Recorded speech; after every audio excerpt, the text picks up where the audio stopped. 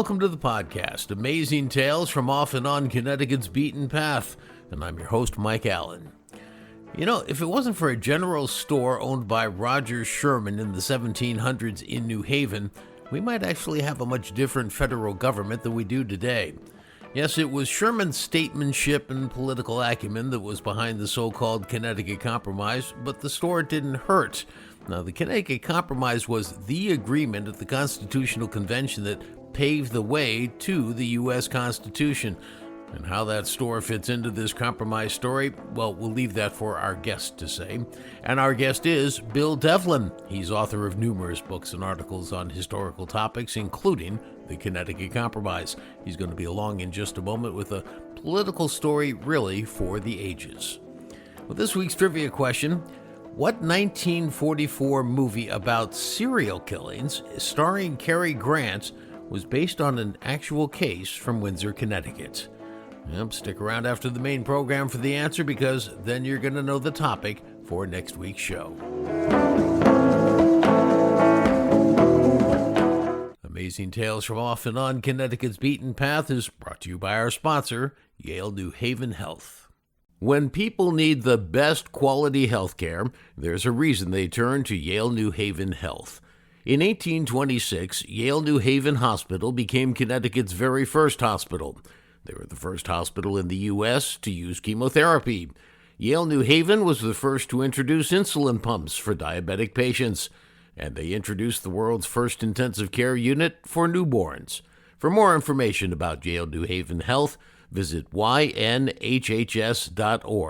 That's ynhhs.org.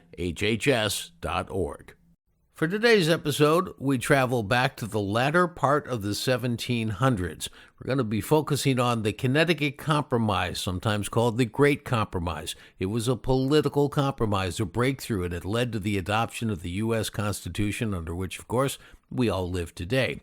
Now, to understand this story, you really have to get to know a little bit about the primary Connecticut founding father who made it all possible, and that was Roger Sherman. Sherman lived in two towns in Connecticut, first in New Milford and later in New Haven. He became the only founding father, get this, who signed all four of the critical documents that led to the formation of the U.S. The first one, back in 1774, was the Articles of Association. Now, it basically set out ways to formally oppose British rule. Then, of course, in 1776, there was the Declaration of Independence. That was number two. Then, as the Revolutionary War was finally winding down in 1781, the states got together and adopted what was called the Articles of Confederation. It was the first take at a governing structure. That was the third document. Well, these articles basically said there was a Congress. That was it. And each state would have one vote. 13 states, 13 votes, majority rule. You get 7 votes, you carry the day. No talk about a president or an executive branch, and no talk about a judiciary, meaning all of the legal issues would have to be dealt with by the states.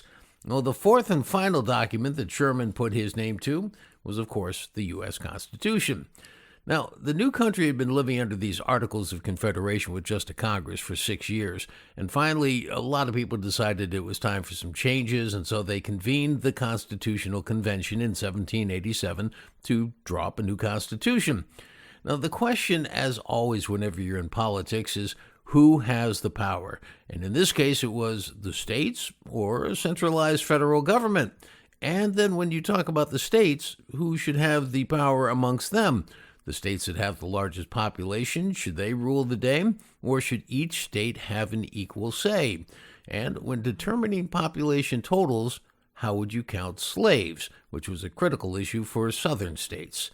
Well, as that Constitutional Convention convened, the states with the greatest numbers of European settlers were very confident they were going to get their way and form a government designed to help them. Well, they were led by James Madison of Virginia, and Virginia was one of the largest states. The smaller states, and some of these may surprise you, were Delaware, Rhode Island, New Hampshire, New Jersey, and New York. Of course, Connecticut was in that list too. So the whole convention was on the verge of imploding. It was weighed down by arguments, disagreements, and that's when the infamous Connecticut Compromise came in to save the day. And here to tell us his fascinating story is Bill Devlin, who's written extensively on this issue. Bill, as we've talked about offline, one of the great parts is we're going to be talking about a guy named Roger Sherman. And I think everybody's heard the name Roger Sherman. Some people know he's the only founding father who signed all four of our major documents: the Articles of Association, Declaration of Independence, Articles of Confederation, and the Constitution. He's the only one whose signature appears on all four, but he didn't get involved with any of this until he was 51 years old, which in the 1770s was pretty much toward the end of your life. That's when most people were settling down to retire and whatnot, and he just got going there. So I'm very excited to talk about Roger Sherman. And let's talk about the fact, all right, he was born in Massachusetts, followed his brother to New Milford, had a large family here. What was he doing in New Milford at the time? Well, he was trained as a cobbler. Okay, he grew up on a farm, but his father trained him as a cobbler, but he was self-educated. He became a land surveyor. Okay, so a land surveyor in those days, New Milford was only settled in 1707, so they're still dividing up land. And when you're a land surveyor, you get your first look at some of the land. So he was able to grab up parcels and became a major landowner in the town himself.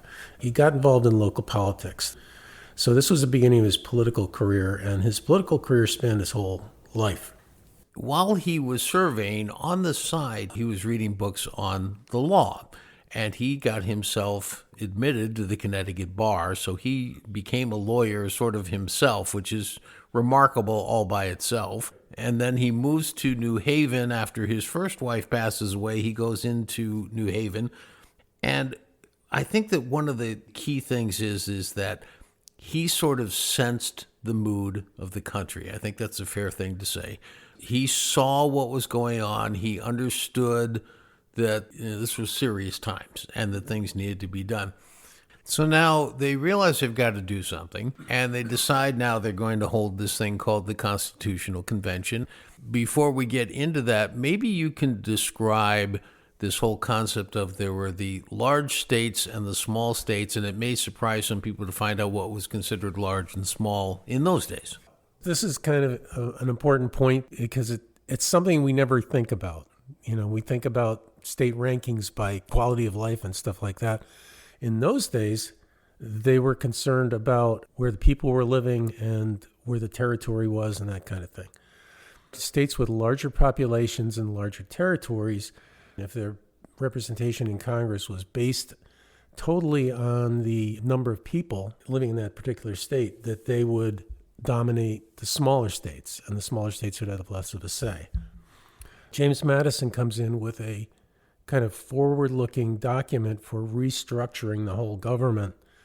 James Madison's allies in this were the big states, and the big states in those days, two of them were the earliest colonies to have been established in the New World, two of the English colonies, Massachusetts and Virginia. You would think, Massachusetts, that's not a very big state.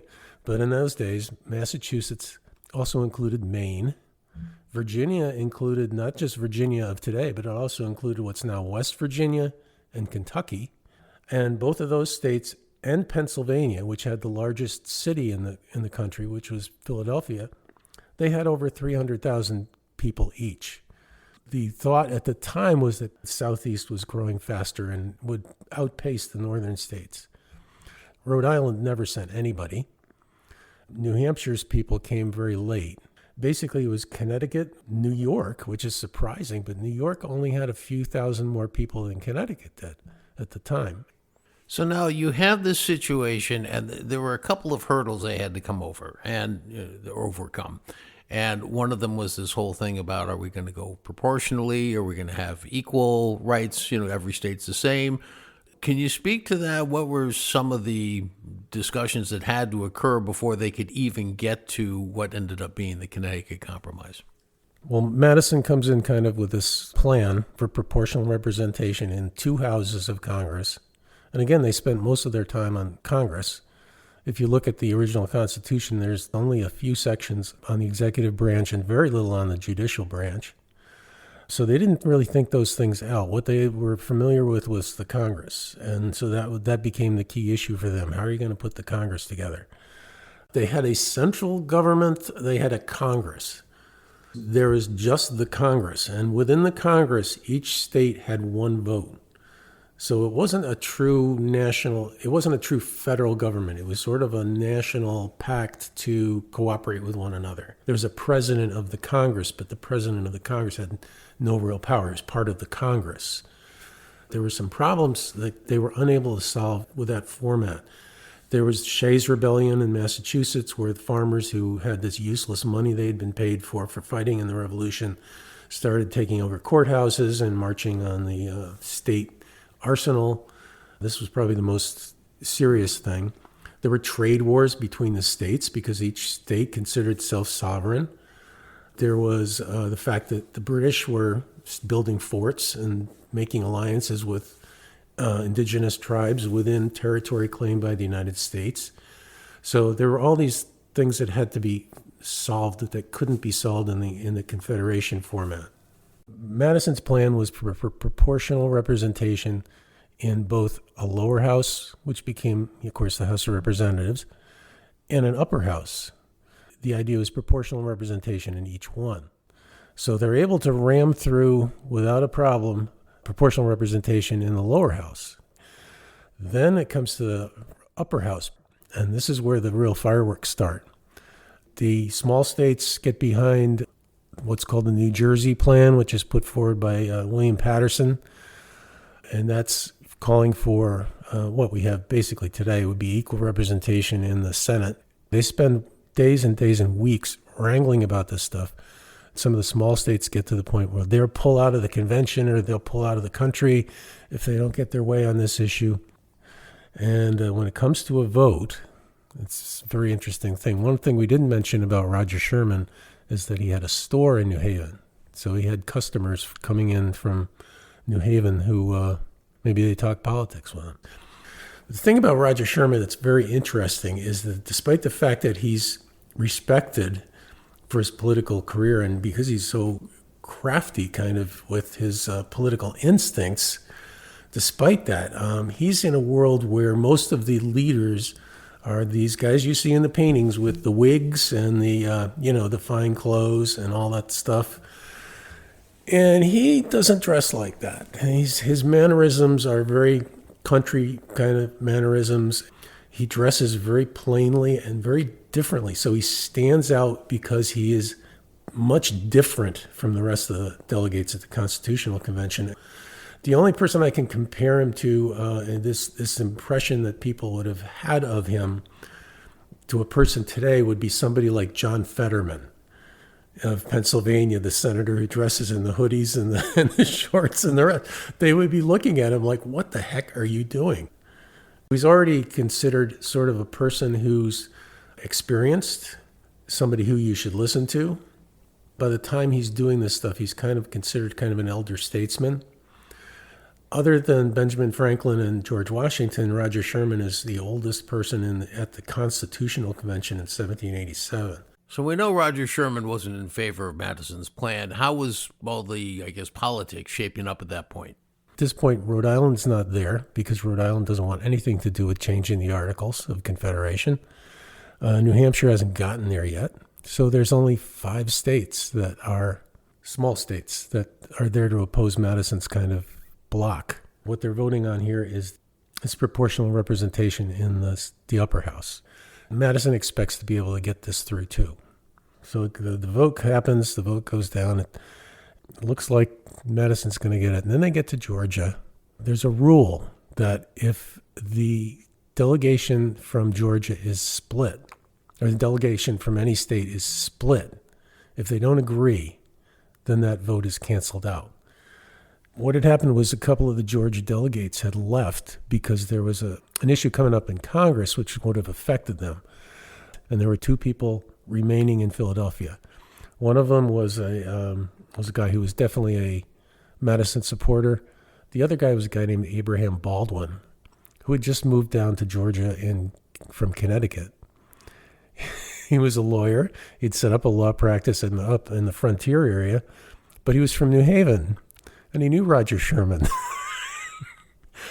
So he's against this. And it splits the delegation. So it comes out as a tie in this crucial vote. So at this point is when the Connecticut Compromise gets proposed. And the committee is appointed. 2 weeks later, the committee report comes back recommending equal representation in the upper house. Anyway, they come back, they vote on the Connecticut Compromise, and that's settled. Meanwhile, they've spent almost the whole summer until late July, from late May to late July, arguing about this issue. It's an imperfect union, but it has gotten us this far at least. Right, and a lot of people today look at it and look at the inequality between a state like Wyoming with less than 1 million people having the same number of votes as, New York or California.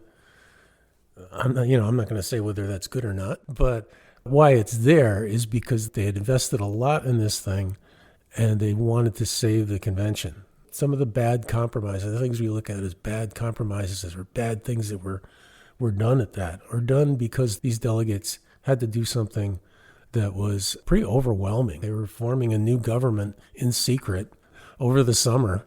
They didn't all come down with the intentions of doing that. The states were founded as colonies with much different causes, different people. They shared the basic British legal traditions and political traditions, but there was a lot of difference. There's differences in religion between North and South. There's differences in the economy. There's differences in the way they were governed. Connecticut is the only state there at the convention that has been fully self-governing. And they were not particularly anxious to change the Articles of Confederation that much. I think Sherman kind of went into the convention thinking, well, there's things that need fixing here, but if it ain't broke, don't fix it. And he didn't want to give up the idea of state sovereignty. That's one of the reasons why we have what we have. And the fact that they had to compromise to get this thing through is one of the reasons why we have the 3/5 compromise about representation of slaves being counted as part of the representative population, and the slave trade compromise about ending the slave trade for 20 years. Of course, the other thing they came up with at this Constitutional Convention that to this day not everybody agrees with was the Electoral College. Sherman was against the Electoral College. I think he wanted state legislatures to choose the president, to choose the executive. There were others that wanted Congress to choose the executive. That's what's done in the British Parliament. Madison's plan was very much influenced by a French philosopher named Montesquieu, who pushed for the idea of separation of powers. And he took the British example and modified it and expanded on it to say that there should be definite separation of powers between the different branches of government, and that would make it work.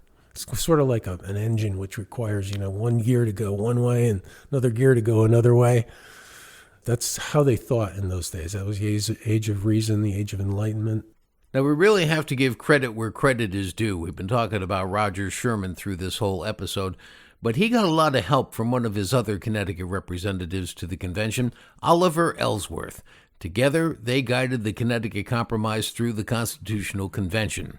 And Ellsworth, well, he'd go on to become the third Chief Justice of the new U.S. Supreme Courts.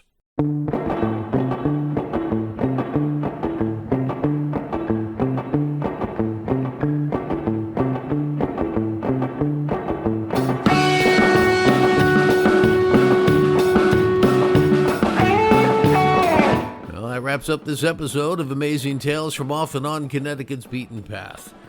Thomas Jefferson gets all the credit for writing the Declaration of Independence, and you may not know that there were actually 4 other founding fathers who served with him on a committee that came up with the draft for the Declaration.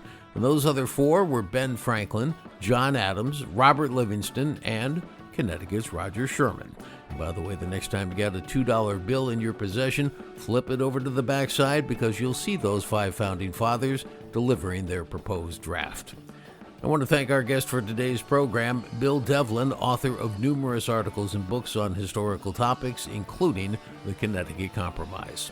The answer to this week's trivia question: what 1944 movie about serial killings starring Cary Grant was actually based on a case from Windsor, Connecticut? The answer is Arsenic and Old Lace.